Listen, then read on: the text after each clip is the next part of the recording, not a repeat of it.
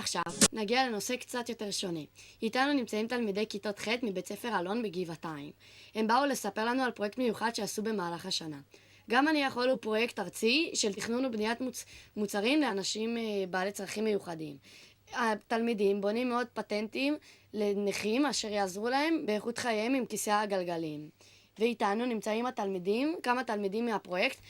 נעבור לעידן יגאל שספר לנו על הפרויקט שהוא הכין. שלום, שמי עידן יגאל, ואני וקבוצתי חשבנו על מגש שנשלף מהכיסא, שהוא עשוי מעץ מפני שקל לנקות אותו, והוא קל, ועליו יש פס מתכת כדי למגנט את הכלים אליו.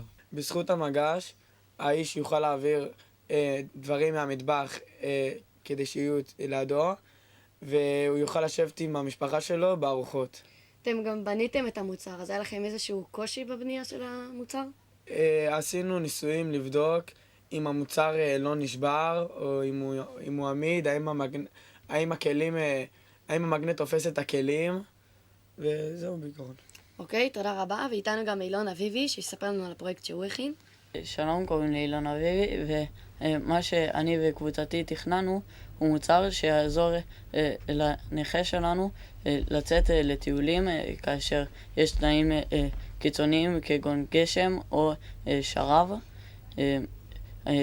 מה שתכננו זה להמציא סוג של גגון שבעצם גם יעדוף את קרינת השמש וגם את טיפות הגשם החזקות שיורדות בחורף.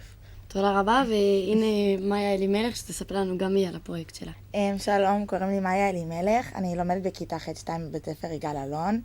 אני והקבוצה שלי ייצרנו מעצור, שבעצם הנכה שאיתו עבדנו התלונן על כך שהוא עובר מהכביש למדרכה או מהמדרכה לכביש.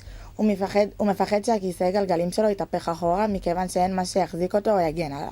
אז ייצרנו מוצר שהוא כמו מעצור מברזל, שהוא חלול ואפשר לשנות לו את האורך, וכך בעצם כשהכיסא מתגלגל אחורה הוא עוצר אותו ומונע את הנפילה. תודה רבה לכל המשתתפים שבאו וסיפרו לנו מה הם בנו ומה זה הפרויקט הזה.